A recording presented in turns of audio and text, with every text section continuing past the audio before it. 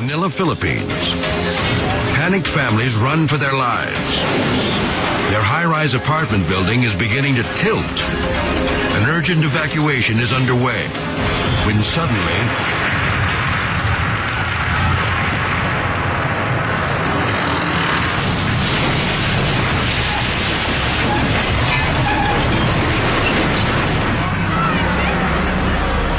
men, women, and children are still running for safety when the foundation gives way. The building rips through power lines, threatening to ignite the entire neighborhood.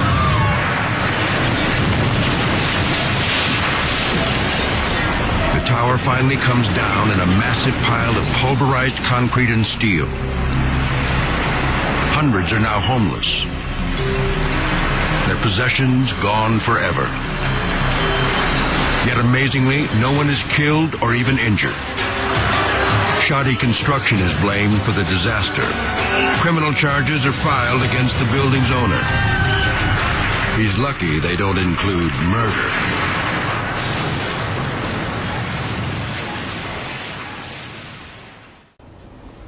Muito bem, desde o jardim da infância até minha pós-graduação na COP, na Ilha do Fundão do Rio de Janeiro, eu estudei em escolas públicas. Eu me senti agora no dever de cidadão de poder devolver para a comunidade técnica o que eu aprendi, o que eu vi na minha experiência, pois nesses 44 anos de magistério na Universidade de Brasília e outros 10 na Faculdade de Engenharia e ESPLAN, e mais perto de 11 mil contratos e obras das quais eu fui responsável da técnica, achei por bem devolver um pouco dessa experiência, esse conhecimento para todos aqueles que pudessem me ouvir. O mais importante deles, o mais completo, é esse livro de Engenharia de Fundações, que não está na sua forma final ainda, porque são 800 páginas. Então, de tempos em tempos, a gente faz uma tiragem, eu peço ao editor para fazer uma tiragem pequena, para atender aqueles pedidos emergenciais. Ele trata, de uma certa forma, de tudo sobre fundações, com ênfase naquilo que os grandes escritórios de engenharia fazem, que é a aplicação de método semi-empírico estatístico, mas de uma forma moderna. E também o seu capítulo 17, que é muito interessante, tem toda a parte de patologia, recalques admissíveis, fatores de risco e outras novidades que resultado das minhas pesquisas. Em segundo lugar, também publicado pela COP, na época, um livro sobre sondagens. O primeiro livro de fundações, ele está de uma certa forma esgotado. De tempos em tempos, como eu disse, faço uma pequena tiragem. Se alguém, ainda assim, se interessar e fazer parte da nossa lista de pedidos, por gentileza, basta mandar um e-mail para infrasoloengenharia@gmail.com. Ao final eu repito novamente. O segundo livro é Sondagens, que foi na realidade o primeiro livro de sondagem publicado no Brasil, que foi publicado a primeira versão em 1972 na COP. Ele tem praticamente tudo sobre sondagem, todos os tipos de sondagens, os cuidados, prós e contras, e o mais importante, correlações com parâmetros geotécnicos. Se alguém se interessar por esse livro, não está disponível ainda, mas poderá entrar na lista da próxima tiragem. Basta mandar um e-mail para infrasoloengenharia@gmail.com. Muito bem, na aula passada nós vimos e estudamos os principais recalques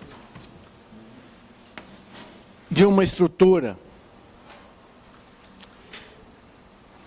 Recalque, lembram-se, é o afundamento vertical ou inclinado de uma estrutura no solo. Se eu colocar aqui numa escala de tempo, e aqui numa escala de recalques, porque o recalque, graças a Deus, é lento, em milímetros ou até centímetros, eu vou ter 4 tipos principais de recalque olhando para o solo. Ele deve seguir mais ou menos uma trajetória dessa forma com o tempo. Fernanda, você consegue me dar pelo menos 3 tipos de recalque olhando para o solo dos 4? Saída de gases, adensamento, sujeira e solo colapsível. Saída de gases e sujeira é um recalque que está no grupo? É o que vai de 3 a 10 dias. Agora. Rapidinho, é imediato. Então, quando eu coloco uma obra no solo, ele, entre 3 e 10 dias, de uma maneira geral, ela dá uma sentada. Vai assentando devagar por lajes. Por gentileza, aqueles que estão chegando agora, reserve as 3 primeiras páginas do seu caderno para observações profissionais importantes. Deixe elas livres. Para aqueles que chegaram agora como sendo a primeira aula, pode anotar a primeira observação profissional importante, OPI. As outras ditas na aula passada, eu gostaria que vocês copiassem. Mas essa é importante. Primeira observação. Toda obra, seja edifício, ponte, viaduto ou túnel, recalca, ela afunda. Em geral, até 1 centímetro é absolutamente normal. Ponto. Toda estrutura em contraposição aceita um recalque sem danos consideráveis. Tá bem? Nós vamos mostrar esse limite já. Então, de imediato acontece um recalque, esse prédio que estava aqui vem para cá. Esse recalque é chamado de recalque R minúsculo imediato. Ou seja, construí lajes, coloquei móveis, etc. A cada carga ele dá uma sentadinha, que de maneira muito geral, leva de 3 a 10 dias. Aqui tem saída de gases ou ar. Comprimiu o solo, o ar que está no poro sai rapidinho. Por que é rapidinho? Porque o ar não tem viscosidade. Depois um recalque que não dá para quantificar. Daí a importância de uma boa execução e fiscalização. Fundações, está em contato com o solo, depende demais da qualidade da execução. Aquelas que usam máquina é operador dependente, então a gente fica muito na mão dos operadores. Por isso, confiabilidade e fiscalização bem feita vai evitar muitos problemas. Não é observação profissional, não precisa anotar, mas eu já examinei até ontem 809 obras com problemas, além de umas 4.000 fundações, umas 8.000 sondagens. Estatisticamente, nós construímos bem. O engenheiro brasileiro constrói bem. Você, quando anda aqui pela cidade, você fica preocupado, pois esse prédio vai cair na minha cabeça? Não, nem te passa pela cabeça, que o prédio pode cair na sua cabeça. Pois é, tem algumas cidades por aí no mundo, e no Brasil em particular, Recife, Salvador, tem problemas de solo. Então, gera uma certa preocupação, mas não é o caso, em geral, do Brasil. Tá bom? Faltou um recalque aqui desse grupo imediato. Saída de gases, compressão de sujeira, que pode chegar a 50 centímetros, 1 metro. E recalque elástico. Queria perguntar a alguém, o solo é um material elástico?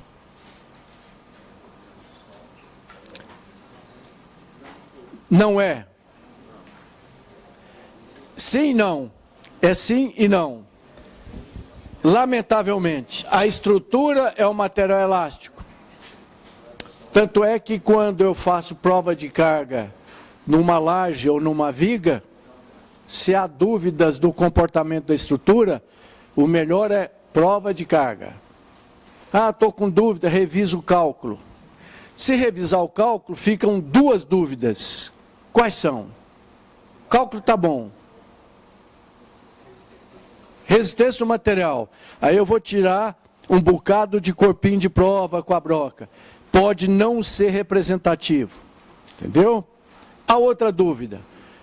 Cálculo bom, material bom. O que pode ser a causa do problema? A terceira? Execução mal feita. Ferro fora do lugar, concreto mal vibrado, etc. Tira-se as 3 dúvidas de uma vez. Prova de carga.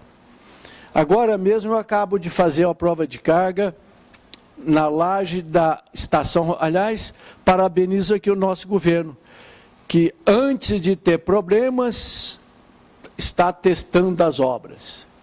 Como havia um certo receio de manifestação na época da Copa, tem a ponte do Bragueto, que nós vamos, parece que o governo já licitou a execução de 2 plataformas paralelas e reforçar a primeira, quebrando só o pilarete. Mas aqui, na estação rodoviária, que é gigantesca, feita lá em 1956, possivelmente pelos melhores calculistas na época, chamava-se professor Aderson Moreira da Rocha. Ela é toda pré-moldada, tem umas vigonas aqui de 1,90 m por 28. Então, é possível que aqui a gente tenha a passagem de veículos militares, etc. Resolveram, como era uma obra velha, me contrataram para fazer a prova de carga nessa estrutura. Ora, calculei mais ou menos qual era a pior hipótese e carreguei com carros-pipas. Coloquei aqui 270 toneladas em cima gradativamente. A política é o seguinte, aqui é o instrumento com instrumentos de altíssima precisão, chamada extensômetros elétricos ou até extensômetro mecânico. Quem é que não conhece deflectômetro, extensômetro mecânico? Na próxima aula eu trago um. É um equipamentozinho simples, com maquinário de relojoaria, que dá 1/100º de milímetro de precisão. Então eu instalo vários aqui nessa laje em relação a essa e começo a carregar.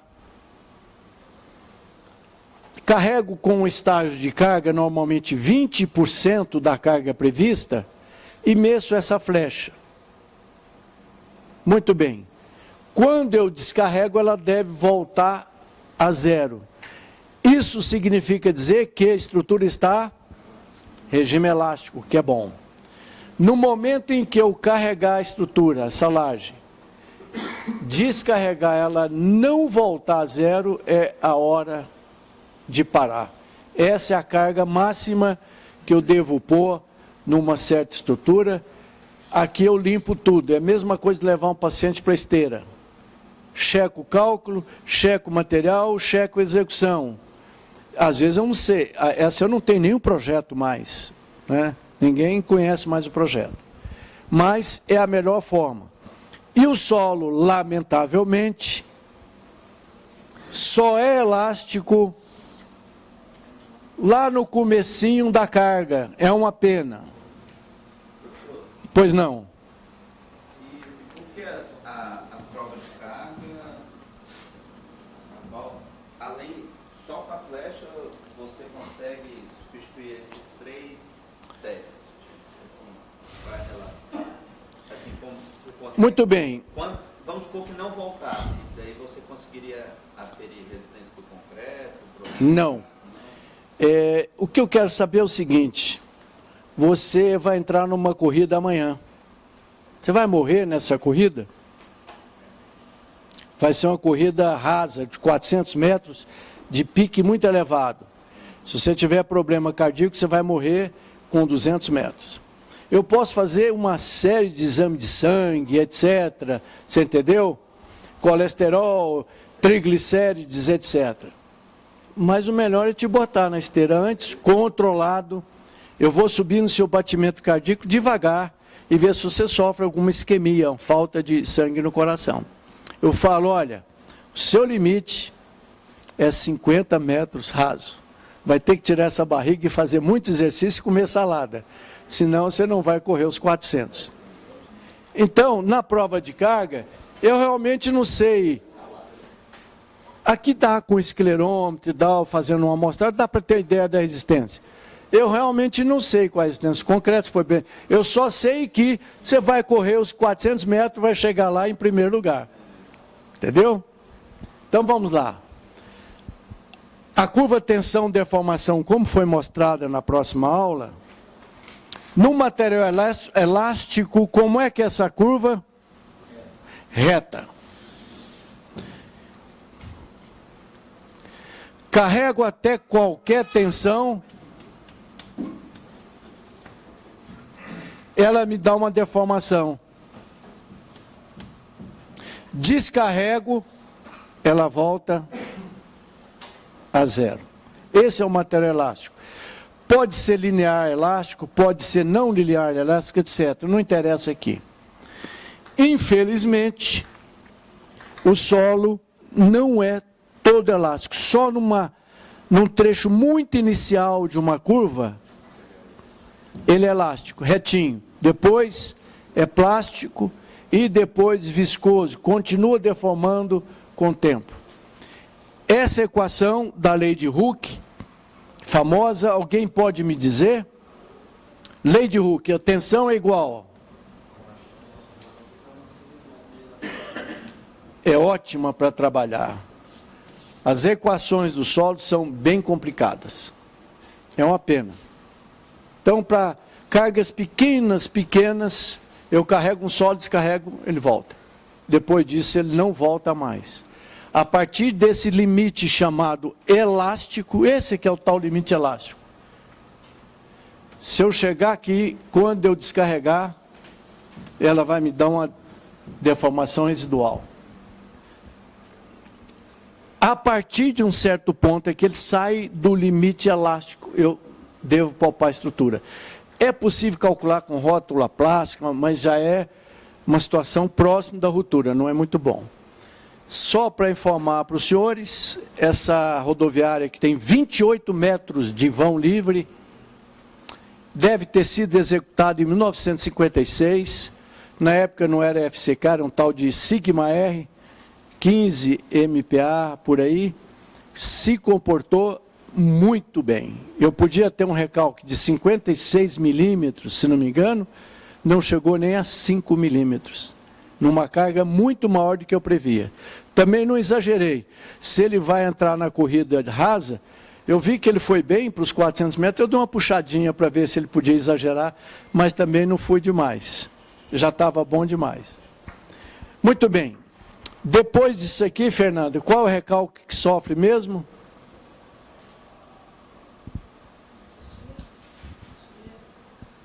Não, sujeira eu já falei aqui, saída de ar, tudo está dentro do recalque imediato. Adensamento. O que é o fenômeno do adensamento? Alguém pode ajudar a Fernanda? Saída de água. E por que eu saí com ar ou gases, em 2 dias você deu o que tinha? Por que isso aqui pode levar 10, 20 anos? Qual a diferença? O que está saindo no recalque por adensamento? Também chamado de primário. Ele não é nada primário, porque ele é muito grave. Pode afundar 1, 2 metros no chão. Qual a diferença? Por que uma leva muito tempo, outra não?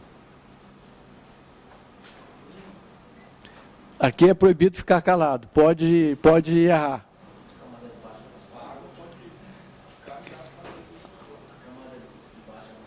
É quase por não. A camada de baixo já é ruim mesmo. É porque a água é muito mais viscosa do que o ar. Então, para a água migrar dos poros, quando eu comprimo a água, ela demora muito mais do que o ar que sai na hora. Com licença.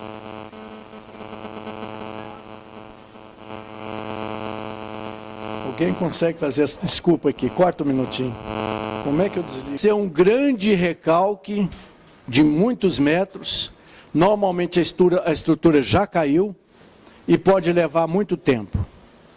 Depois disso existe um outro recalque, não muito comum, mais difícil de calcular, chamado de recalque secundário. Mas o pior deles mesmo é o recalque que acontece nos solos vermelhos do Brasil, chamado de recalque por colapso. Molhou, eu perco sucção e coesão. Eu vou explicar depois o que é isso. Ele desmonta o torrãozinho do solo, tudo está em cima, desce. Então nós temos recalque imediato, recalque por adensamento primário, recalque secundário e por colapso. Existe outro, mas esses são mais importantes. Alguma dúvida até aqui?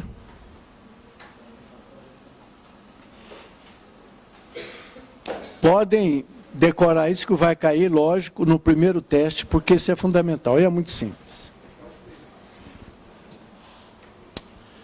Agora vamos ao tema de hoje. Aqui eu fiz uma biópsia, tirei amostrinhas aqui, várias, no solo mole. Agora eu não fiz isso, eu olho para a estrutura. Olho para a estrutura.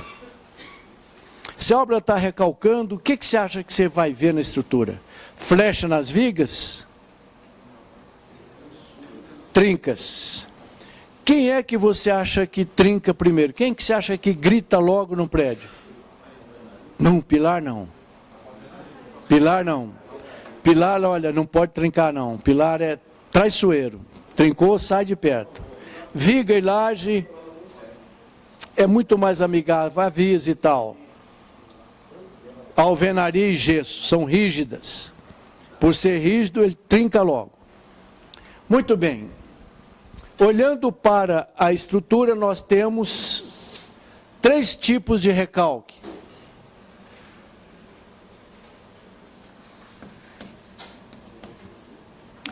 Recalque total ou absoluto. Ou absoluto.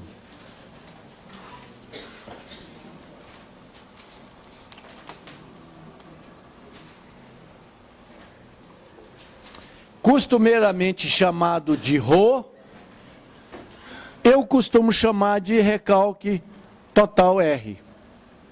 Posso até colocar o T aqui.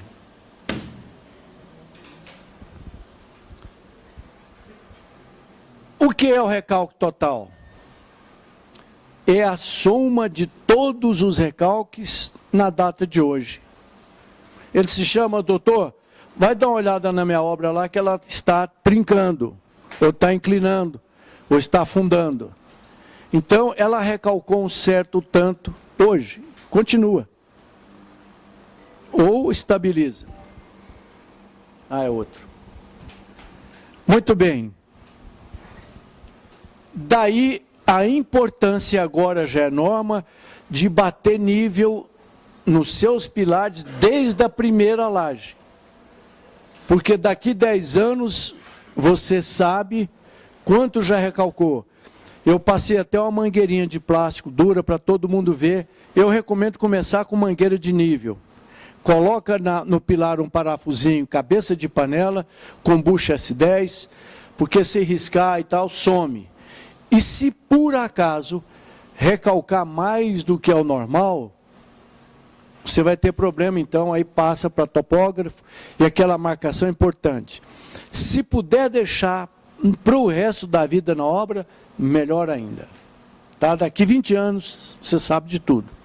Agora lembram-se, Toda obra recalca um pouco. Então, se afundar um pouco o seu prédio, o seu túnel, viaduto, não apavora não, que é normal. Tá certo? Quando é um prédio alto, a gente constrói no prumo e no nível. Todo assentamento imediato vai sendo corrigido. Ele chega lá no 10º andar, prumado e nivelado. Todo erro já foi tirado ali. Se continuar recalcando, depois disso é que fica ruim. Muito bem, então nós temos o recalque total, que é mesmo o quê?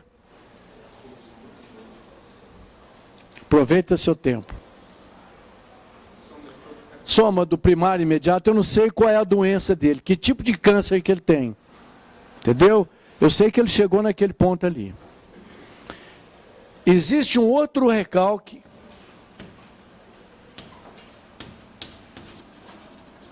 muito temido, mas não é o pior deles, tem que lembrar disso, isso já é coisa do passado. Qual é o recalque que, se tiver na sua obra, todo engenheiro treme nas bases? Diferencial. Ele é ruim mesmo, tá? É muito ruim, mas não é o principal indicador. Eu vou mostrar por quê. Então, o que é o recalque diferencial?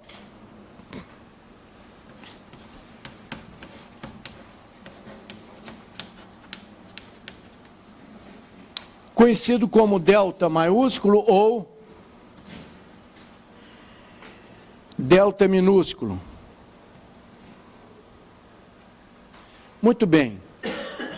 Se eu tiver, por exemplo, aqui, olha, uma cinta, um baldrame, qualquer coisa que seja,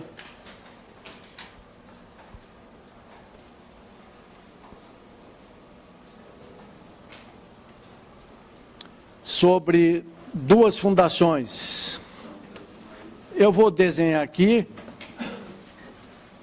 como se fosse sapatas, mas pode ser estacas, pode ser tubulão, pode ser radier. Essa sapata 1 carrega o pilar P1. A sapata 2 recebe e transfere para o solo a carga S2. Lembra daquela primeira aula? Fundação não é esse concreto somente. No jargão popular, a gente chama de fundação. Mas fundação é a soma do concreto com o solo. E quem dá problema é o solo. Dessas 406 obras que eu reforcei as fundações, 4 tinham problema de concreto. 4. O resto, solo mole, erro de sondagem, sobrecarga, molhou depois. Entenderam?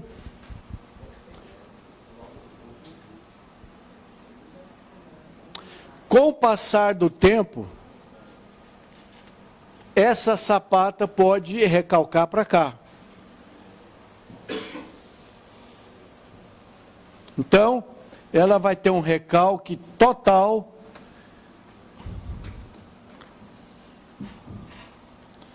Rho1. Essa daqui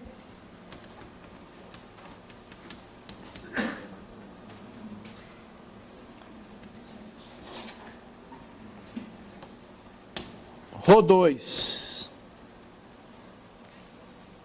O recalque diferencial entre dois pontos considerados, aqui na parede tem um pilar, e aqui tem um outro pilar de 30 por 70. Ali tem um outro de 40 por 40, tá certo?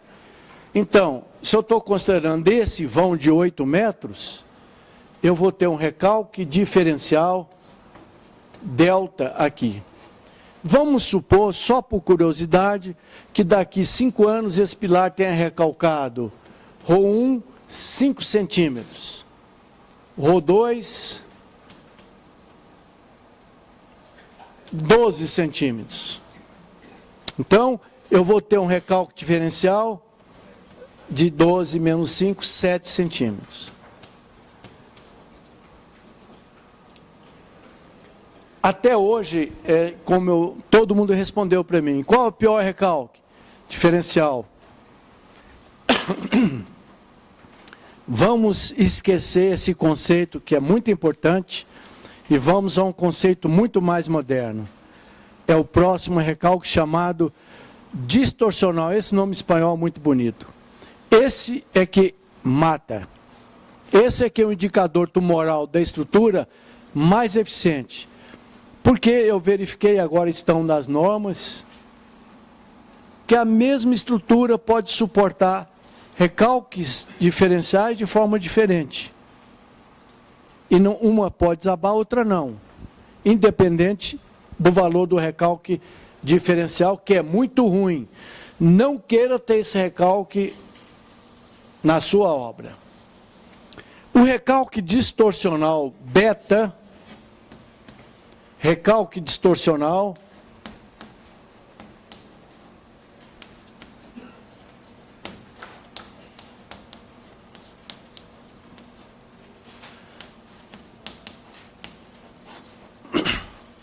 é o recalque diferencial dividido pelo vão entre dois pontos que eu estou analisando. Pode ser dois pilares, etc.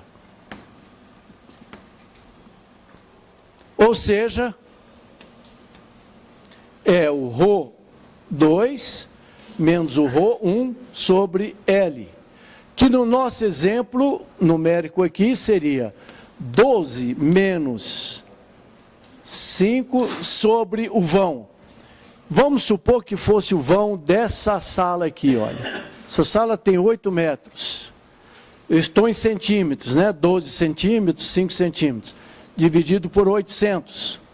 Então, daria um distorcional de 7 para 800.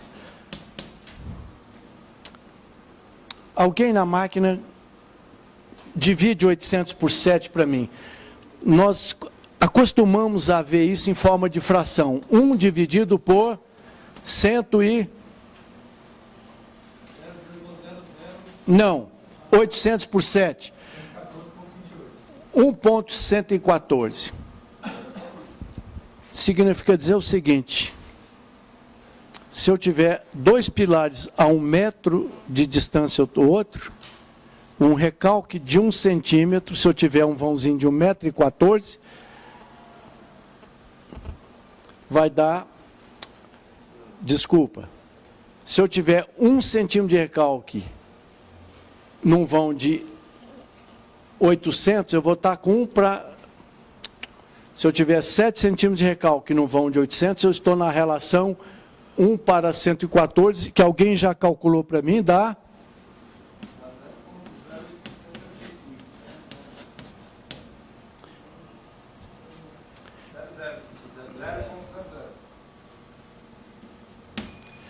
Para facilitar o entendimento, inclusive dos meus engenheiros de campo, criamos um fator de risco, que é 1000 vezes o beta, que no nosso caso seria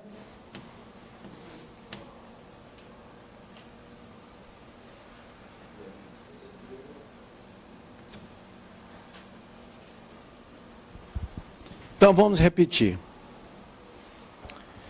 O recalque diferencial é ruim? Não, é péssimo.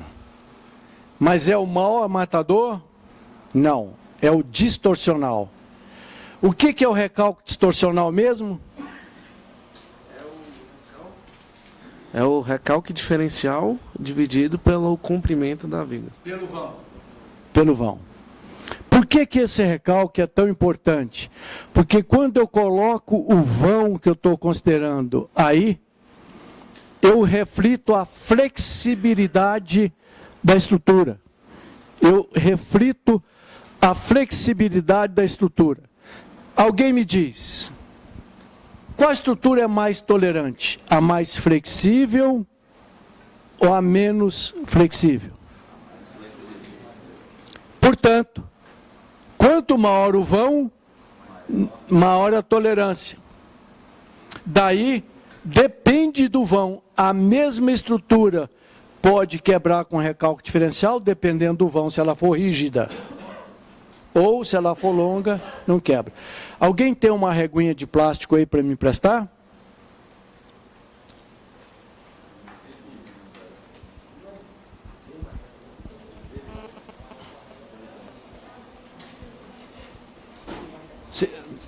muito pequeno. Acho que eu não trouxe uma viguinha.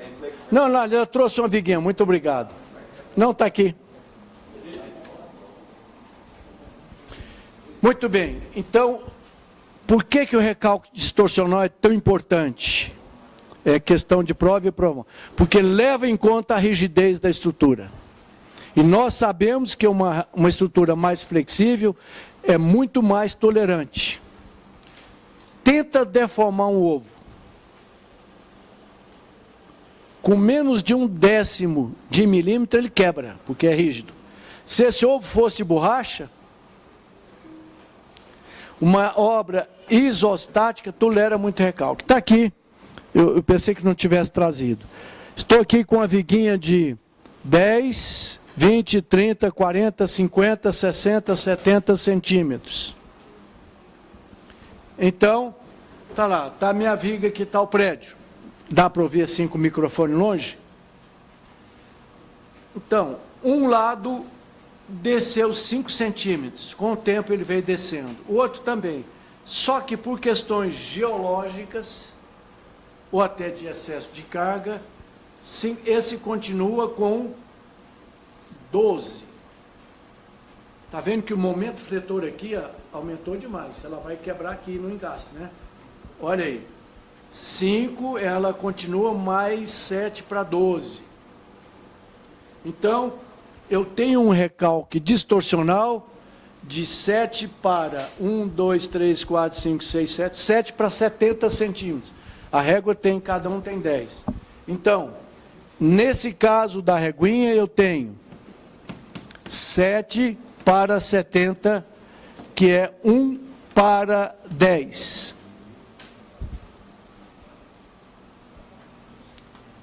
(10, 20, 30, 40, 50, 60, 70 centímetros. Agora, se eu tiver uma estrutura mais rígida, ou seja, mais curta, vamos pegar aqui uma de 50 centímetros, olha aí. Então agora a viguinha tem 50 centímetros só. 5. Puxa, essa viga é resistente, hein? Está vendo que aumentou muito o momento fletor aqui, ela quase quebra aqui no engaste? Interessante. O mesmo recalque diferencial, 7. Eu apliquei recalque diferencial de 7 aqui, recalque diferencial de 7 aqui. Se eu diminuir essa viga para 30 centímetros de vão, isso está refletindo uma peça muito mais rígida. Então, 5 vai quebrar. Entenderam? Daí, então, o conceito de que o recalque diferencial é grave, mas o que mata é o distorcional. Então, te chama lá, doutor, vai cair minha obra? Não sei, qual é o vão? Ela é uma obra rígida, de vãos curtos. Se der um recalque, ela quebra, ela trinca, desaba.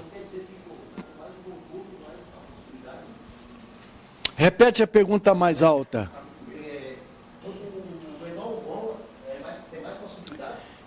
Quanto mais rígida a obra, menos tolerante. A obra rígida tem uma vantagem. Vamos supor que eu tivesse aí 1, 2, 3, 4, 5, 6, 7, 8 pilares. Tem uma vigona aqui.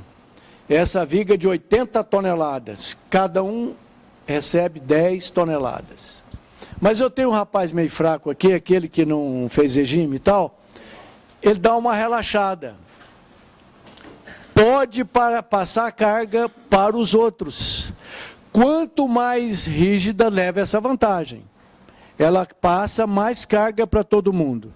Mas como os outros começarem também a ceder um pouco, ele volta a carga para o fracote, entendeu? Mas tem essa vantagem de distribuir carga.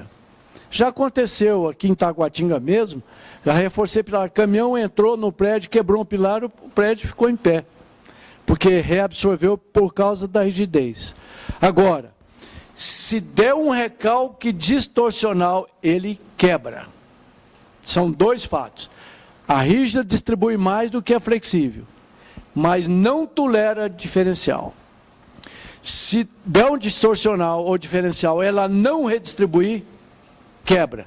Portanto, um prédio que afunda por igual não tem recalque distorcional, não tem diferencial, vai afundando via de Torre de Pisa, etc. Né? Eu falei na aula passada, o Laboratório de Mecânica de Solos do México afundou 2,5 metros.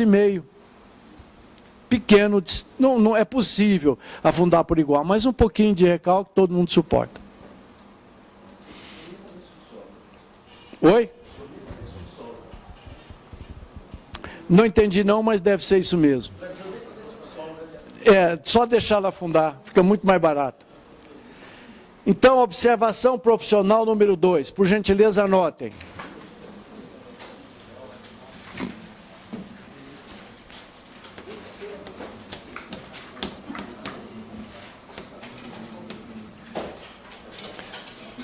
Eu acho que na aula passada falamos num só, né? Observação API 1. 3, então API 4.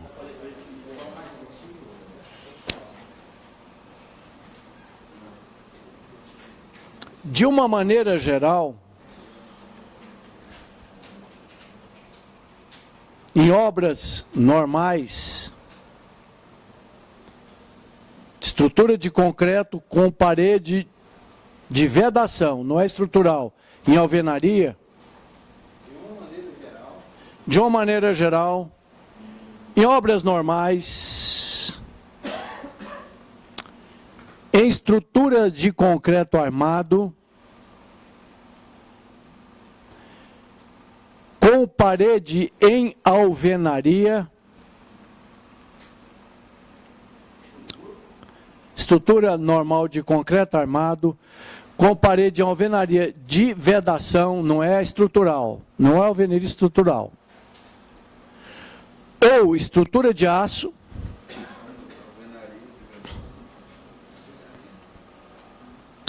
alvenaria de vedação não estrutural, a estrutura, os prédios em alvenaria estrutural são mais rígidos, portanto, mais crítico. Deu uma deformada, ele racha. Não é uma pequena, às vezes ele tolera bastante. Ou estrutura de aço, com parede de alvenaria também de fechamento. Toleram 1/800 de recalque distorcional. Toleram bem. Então, em geral, cuidado, hein? Um prédio pode cair com 1/800, mas é bem fora da estatística geral. 1/800. Distorcional de 1/800. O que eu quero dizer é o seguinte, olha essa viga que está aqui, tem 8 metros. Um recalque diferencial de 1 centímetro, ela nem reclamava. Sim, surge pequenas trincas subcapilares, abaixo de 0,1 milímetro. Só a gente que está acostumado é que vê essa trinca. Ela pode ser confundida com retração térmica, ou variação térmica, ou massa mal feita, a famosa trinca pé de galinha. Então, é totalmente inofensiva.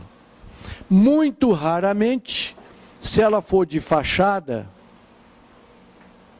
ela pode passar e puxar água para dentro do apartamento. Aí começa a mofar armários e tal. Quanto mais fina a trinca, maior poder de sucção, depois eu vou falar nisso. Uma trinca fina numa parede fachada, mofa mais o apartamento dentro do que uma trinca maior. Tá? Então, na faixa de 1/800, não dá problema nenhum. Isso aqui daria 0,00, alguém calcula para mim? Deve ser 0,00, não chega talvez... Hã? Não, então é 0,0. Tá certo. Ou seja, um fator de risco de 1,2. Se eu considerar uma escala de 0 a 10, sobra, não tem problema nenhum. É possível que essa também tenha uma trinquinha, que a gente nem chega a ver, subcapilar. Ah, já vi uma. O rapaz de vermelho, ele tem uma trinca aí atrás. Totalmente inofensivo. Isso aí nem recalque não é. É flecha nessa viga aí que está aí. É uma viga em balanço grande. Dê uma flechinha, tranquilo. Mas essa é mais do que 0,1 milímetros. Depois eu trago os medidores para vocês verem, tá bom? Pois não. Fator de risco. Centímetro para centímetro some, essa é a unidade. Continuando. Quase. Quando você identifica a trinca horizontal ou vertical, qual que é o problema da trinca quando ela é vertical ou quando ela é horizontal? Ele não estaria na hora, mas eu aproveito para dar uma outra informação. A primeira é importante, estamos virando a engenharia. Recalque diferencial é ruim, é péssimo, é um tumor, mas não é de pâncreas. O de pâncreas mata. Desculpa, não sei se alguém tem pâncreas da família, mas o prognóstico é péssimo.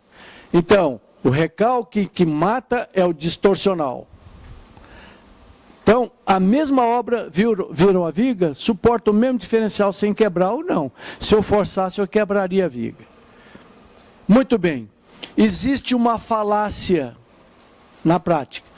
Trinca de 45 graus é recalque. Nem sempre. 90% é recalque. Nem sempre. Eu vou avançar um pouquinho, mas depois a gente volta.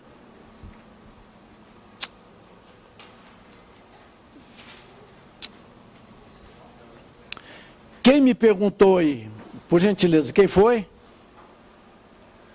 Por que você acha que trinca alguma coisa? Por que uma parede que estava legal, trinca? O que foi maior do que o quê? Segura metade do giz. Não, é só segurar, não é torcer.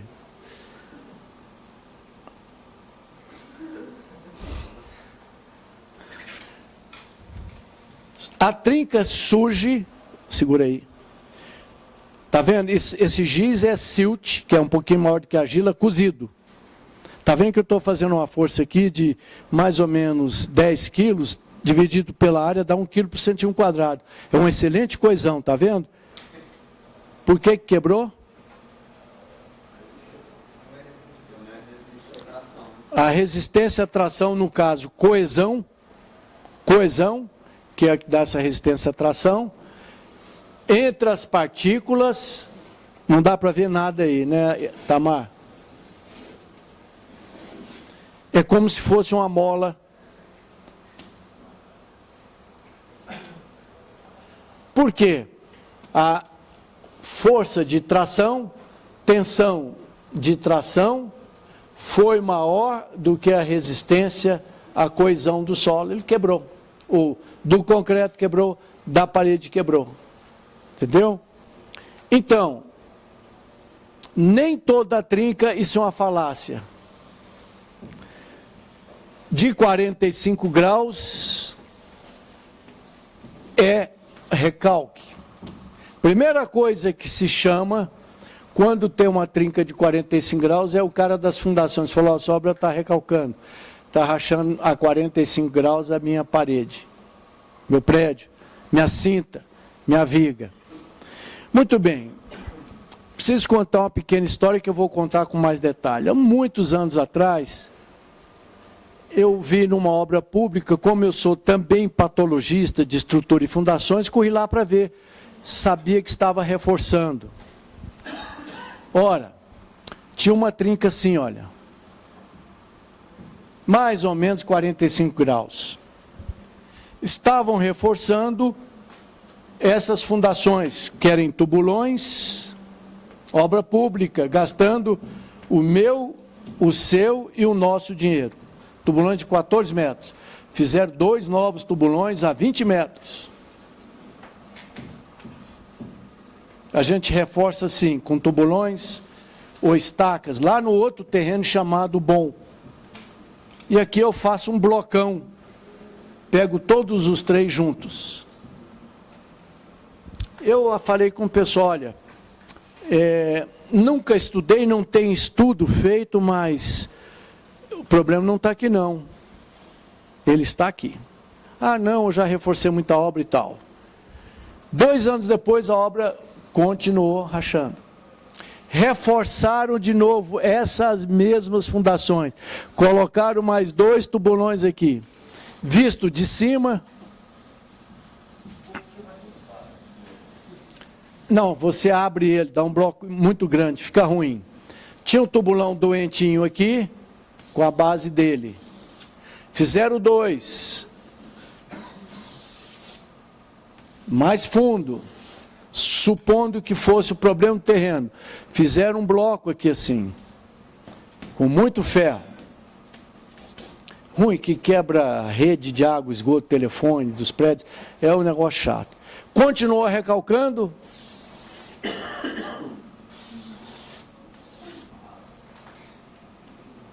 E continuou recalcando. Só resolveram quando reforçaram o de cá.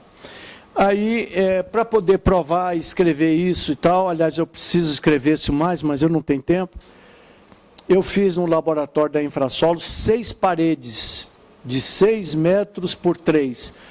Fiz de tijolão, de tijolinho, reboquei, pus grapas, etc. E com macaco hidráulico, numa estrutura de aço, como se fosse 2 vigas e 2 pilares, simulei o recalque distorcional. Né? Dei 1 centímetro de recalque, dividido por 600, 6 metros, dá 1 para 600, apareceu a trinquinha, etc. Comprovou essa teoria. E eu verifiquei que o estado de tensões de trações máxima, numa situação de tensão cisalhante nula, que é uma parede, num estado bidimensional, ou seja, uma parede, pode ser considerada só, porque ela é dessa espessura, né? Não tem um terceiro eixo. A trinca acontece aqui a 45 graus, a tensão de tração aqui, olha, é a máxima. Tensão de tração máxima. Por isso ela rompe aqui. E, curiosamente, se tirar uma mediatriz, ou seja, uma perpendicular, pelo centro da trinca, fala, olha, patrão, não é lá não, é aqui. Então, a regra é simples. Se você tem uma trinca a 45 graus,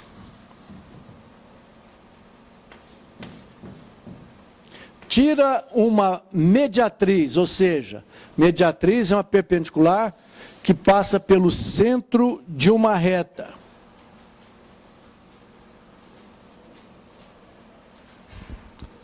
Essa regrinha chama-se regra da mediatriz para definir o ponto de deslocamento máximo quando está submetida a um estado de tensões bidimensionais. Como esse nome é muito grande para a regra, botaram o nome dessa regra de regra do Dicran. Não falha.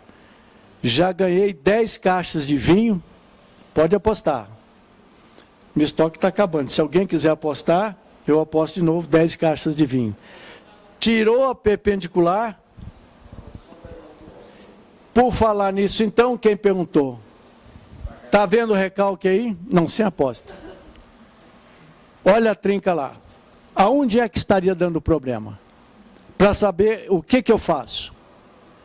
Traço a mediatriz. Ou bem no meio, ou o ponto ela está mais aberta. É sinal de que a tensão de tração é maior ali. Alguém então, você, o que está acontecendo nesse prédio? Parede, viga, etc. Lá no 10º andar tem uma trinca assim. O que você faz? Please. Mediatriz é uma reta perpendicular ao meio de outra. Vai.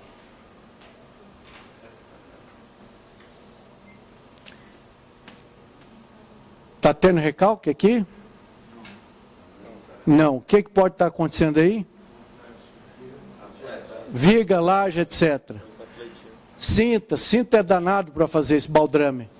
Então, o problema está aqui. Vai lá no vizinho de cima, poxa, meu amigo, você fez uma parede em cima da laje aqui, ela trincou embaixo. Tira a perpendicular. Sinta que a cinta, ela está apoiada no solo. Eu sempre recomendo compactar o fundo da cava. Não posso esquecer disso. Observação profissional número 3, 5.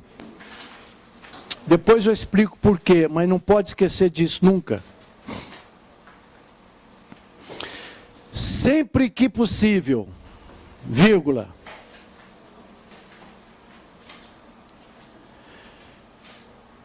quando o solo tiver estabilidade suficiente,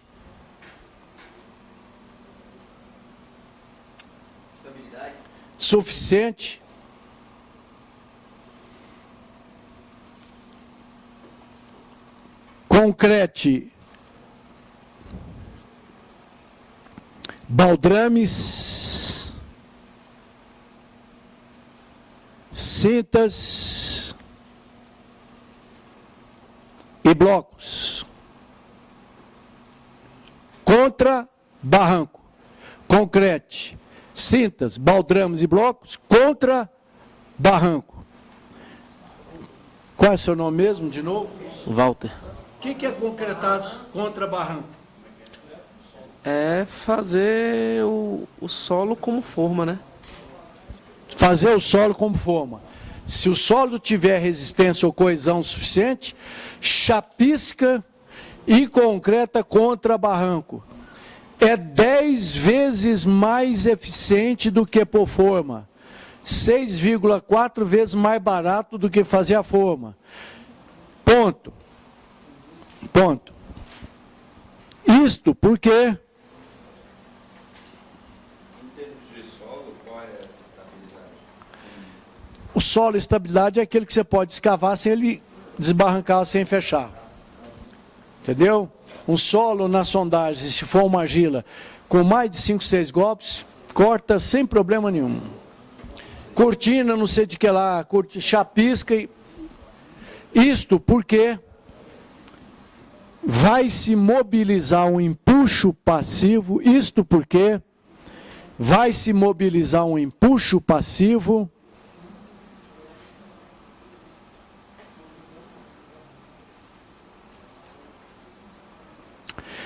aumentando significativamente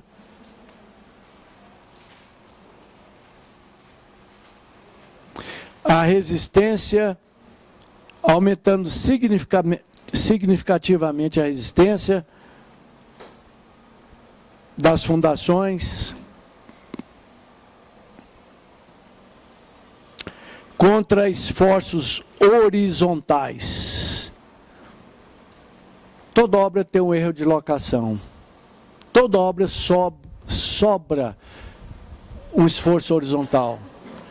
Efeito de vento, aumenta significativamente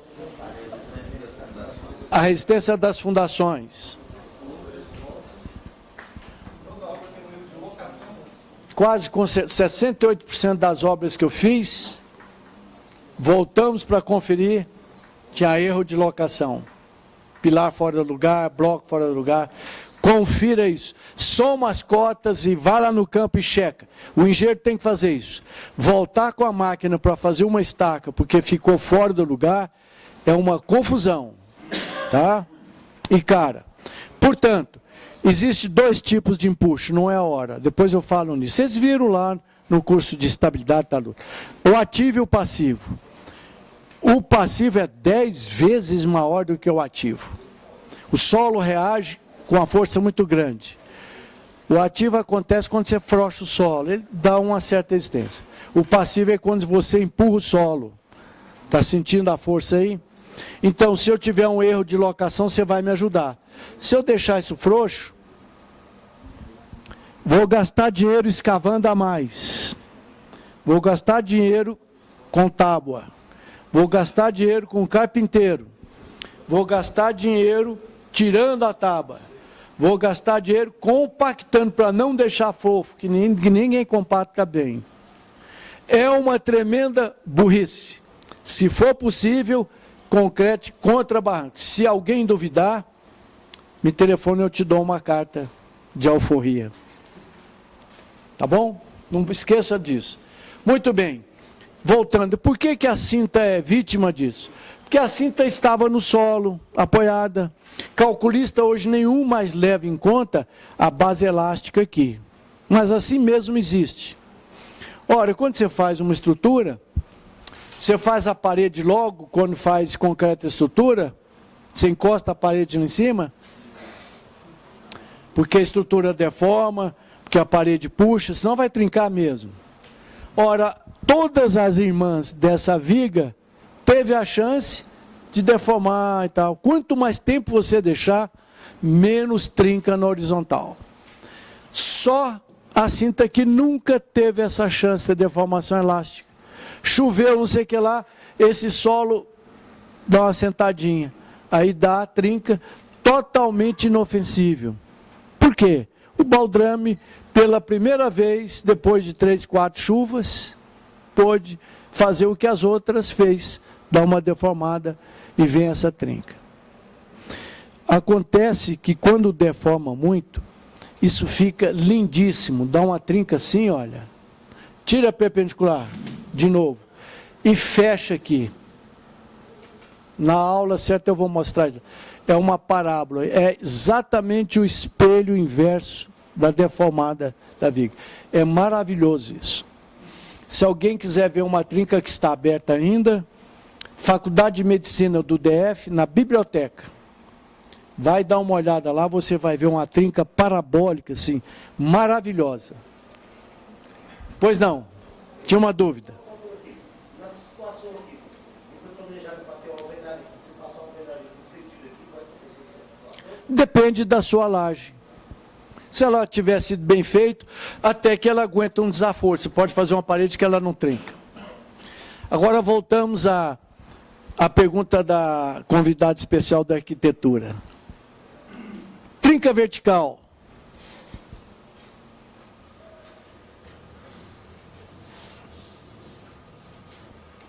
O que pode ser?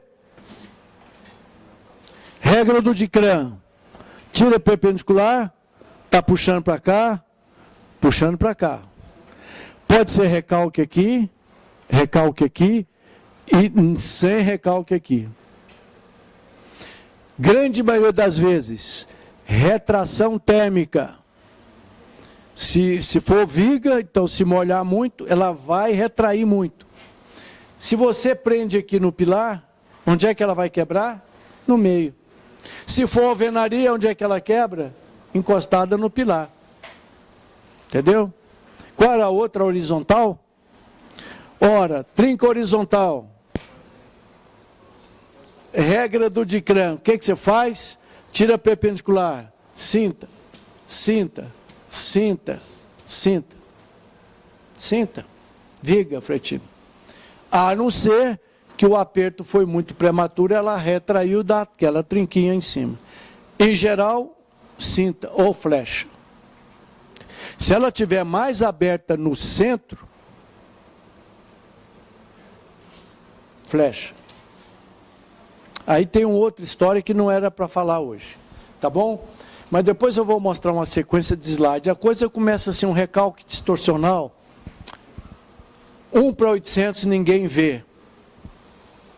E pode não ser recalque. Pode ser variação térmica. As obras normais costumam desabar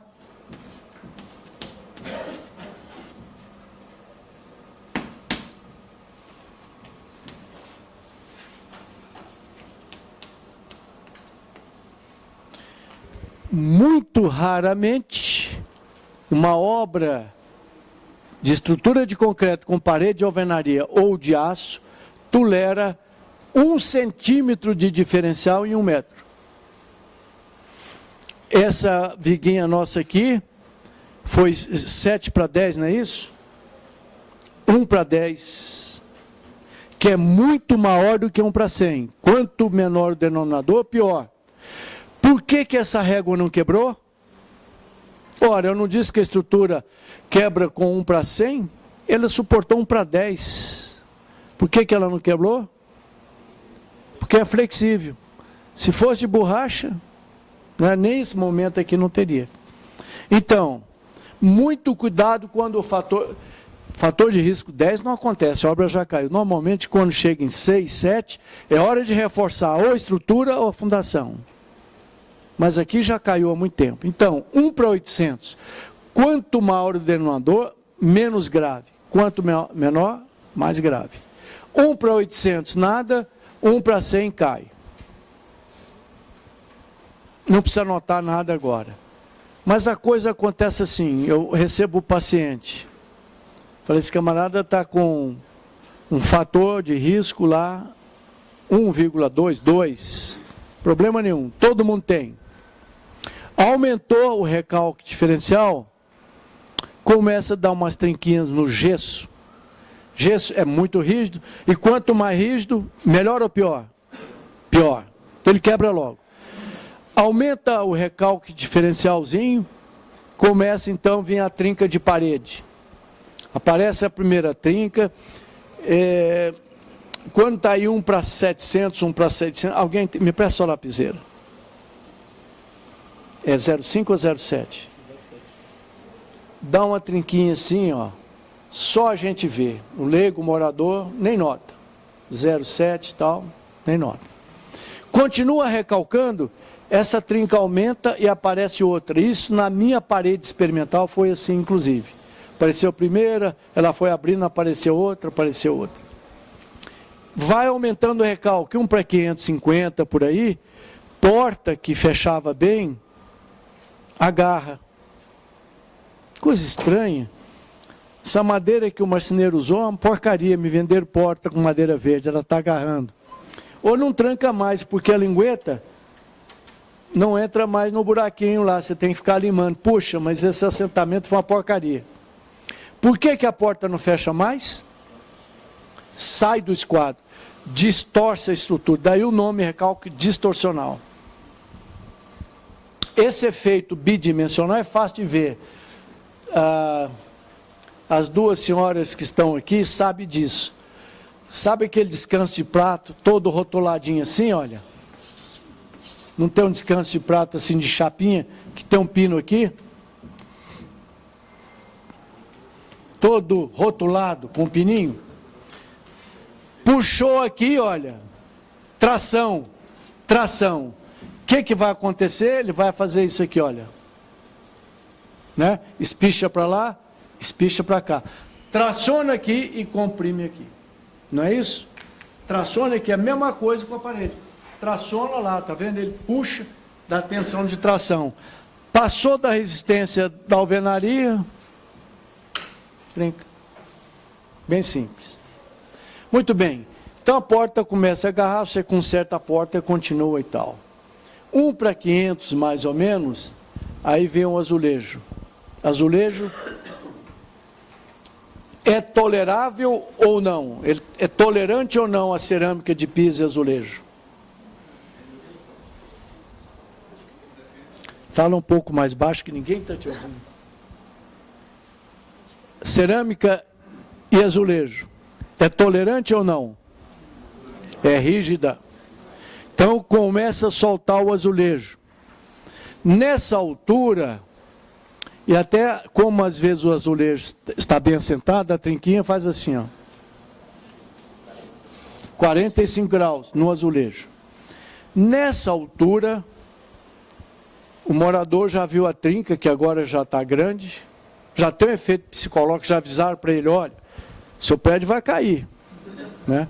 Ou então a trinca já passa para viga, que é pior ainda, estricciona o aço, e os tais azulejos caem, solta, fofa, eles fazem assim, cai. Recomendação, vai lá e tira logo, com espátula, empacota, porque esse azulejo cai.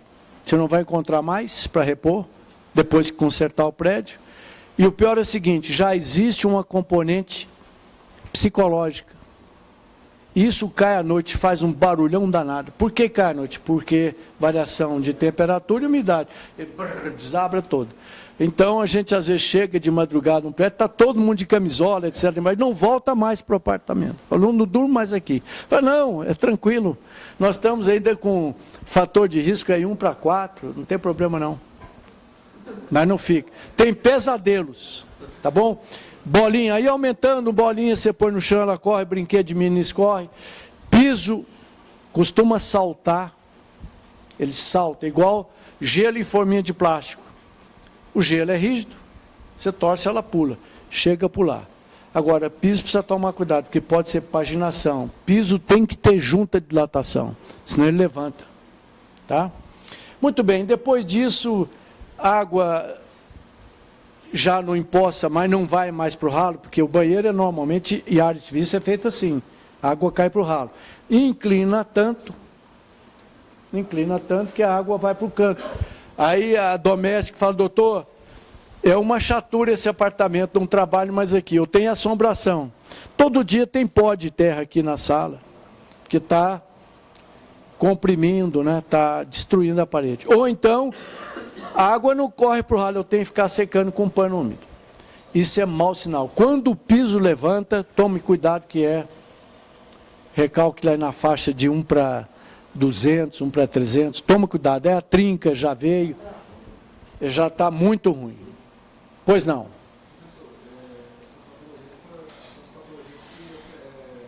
A sequência até a morte. São aquelas que apresentaram os prédios do litoral paulista e Santos? O litoral paulista teve alguns com muitas trincas, mas outros nem tanto. Por que que não trincou tanto, apesar de ter inclinado tanto? Estrutura, primeiro, um pouco rígida. Por que que é? Porque o pessoal, em 1950, era muito bom. Sabia que ia ter recalque. Calcularam aquela fórmula do Terzag, calcularam o recalque, mas não sabia que ia ser tão grande. Deu um recalque pouco distorcional. Deu um diferencial uniforme até grande, mas linear. Então, não teve pontos diferentes do outro. Não teve distorcional grave. Mas teve muitos prédios que racharam muito. E hoje usa-se uma técnica fantástica de serrar os pilares, colocar macaco e droga e levantar. Né? Eu estou com uma obra atravessada aqui, ó. Talvez tenha que levantar ela. Não é minha, mas é de clientes e o cliente. O vizinho escavou o subsolo, entortou o prédio de 12 andares, está 26 centímetros fora do prumo. Os moradores estão há 2 anos no hotel por conta da construtora e querem o prédio como estava. Não, só volto para lá, já reforcei as fundações. Só tem um jeito, cortar os pilares, se não cair, levantar. Né? Muito bom. Então, 3 recalques distorcionais. 3 recalques olhando para a estrutura, desculpa. Recalque tal, recalque tal, recalque tal. Diferencial, distorcional. Por que que o distorcional é tão bom tecnicamente? O que que ele leva em conta? Não, 1/1 é morte certa. A rigidez da estrutura. Como é que ele leva em conta essa rigidez? Tem um cálculo de rigidez, espessura das peças, tal, mas é mais complicado. Em geral, pelo comprimento da peça. A mesma peça curta é mais rígida. Leva a vantagem de distribuir recalques. Observação profissional número 4, 3, não sei. 6.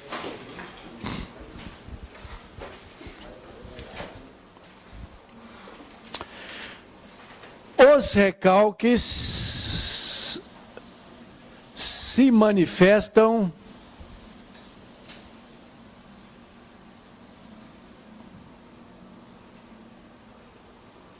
mais acentuadamente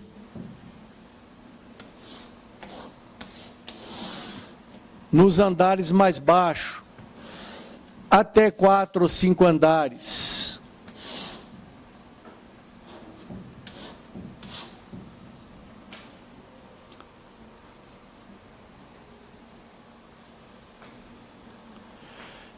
Porque a estrutura vai ficando rígida. Então, eles se manifestam mais acentuadamente nos primeiros andares. Por quê? A estrutura vai automaticamente ficando rígida. E quando ela é rígida, ela distribui os recalques.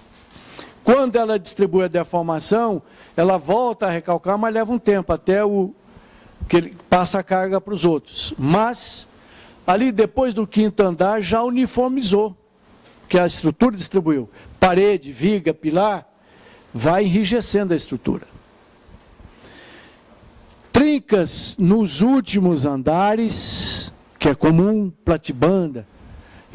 Bom, continua. Trinca nos últimos andares.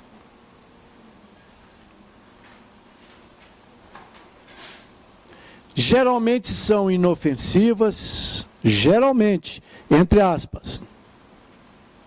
Não acredite nisso piamente. São inofensivas e oriundas de efeitos higrotérmicos, variação de umidade, temperatura lá em cima. De efeitos higrotérmicos.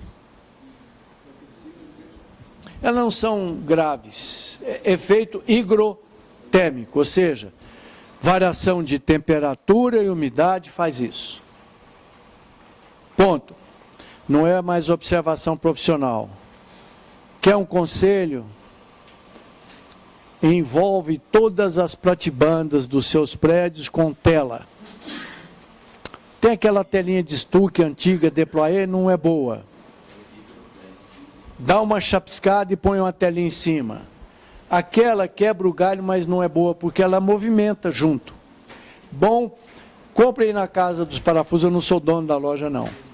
Uma tela assim bem fininha, tipo peneira número 2, uma tela com 1 centímetro de vão, arame fininho, cobre a platibanda.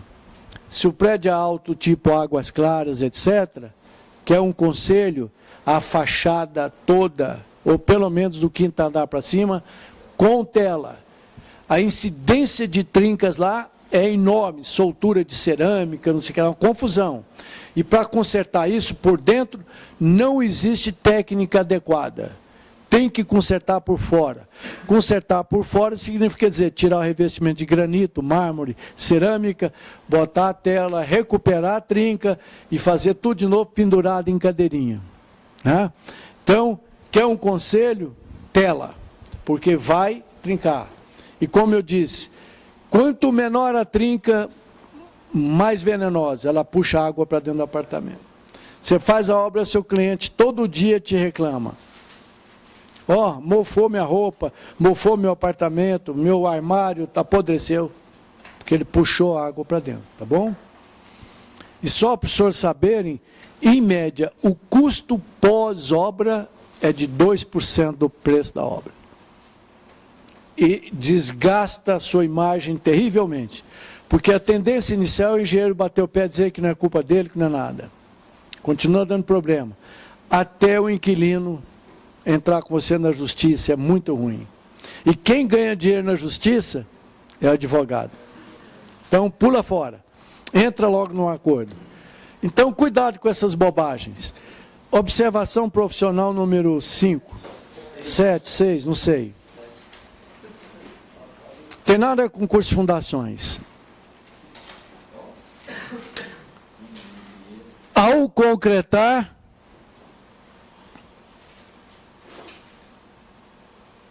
pouca água. Pouca água, faltou água aqui. O mínimo possível. Mínimo possível. Se tirar água demais, dá broca. Baixe o fator água-cimento para 0,4, 0,5. Ao concretar, o mínimo de água possível. Você vai ter excelente resistência. Cuidado para ele não deixar de ficar trabalhável, porque vai dar broca. Aí é pior. Após a cura, barra pega, ou no período de cura, muita água.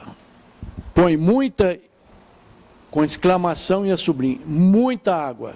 Negócio de mangueirinha e tal, com servente, vai enfraquecer seu concreto e vai baixar o módulo de elasticidade. Lei de Hooke.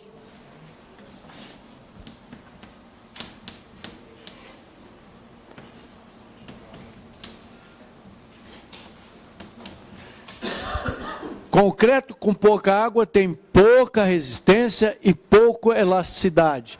Diminui o módulo de elasticidade, aumenta a deformação. Tá certo? Se for laje ou piso, recomendo. Esse produto, essa cura química, eu não acredite muito nisso não. Feltro, não sei o que lá. O melhor é fazer uma massinha, 2 centímetros, e fazer piscininha. Começou o processo de cura, passada a pega, ou seja, o concreto já não deve mais perder toda a água, porque já hidratou, muita água. Piso de fábrica, então, muita água, porque senão ele levanta as pontas. Retrai e levanta as pontas. Começa a trincar, etc. E é lógico, se tiver junto, a fazer logo. Deu para andar em cima, vem com a maquita e serra. Tá? Muito bem. Essa, então, é a nossa sequência. Nós já vimos recalques olhando para o solo. Recalque imediato, por adensamento, secundário e colapso. E recalque olhando para a estrutura e as consequências. Depois nós vamos fazer uma aula só sobre essas patologias, esses problemas. Alguma dúvida? Muito bem, nós vamos parar por aqui. Eu vou fazer a chamada da aula de hoje. E fica à disposição. Aqueles que não colocarem ainda seus nomes aqui no computador, por gentileza, nós temos alguns minutos. Muito obrigado a todos, então, até a próxima aula. Em especial, obrigado ao nosso voluntário cameraman.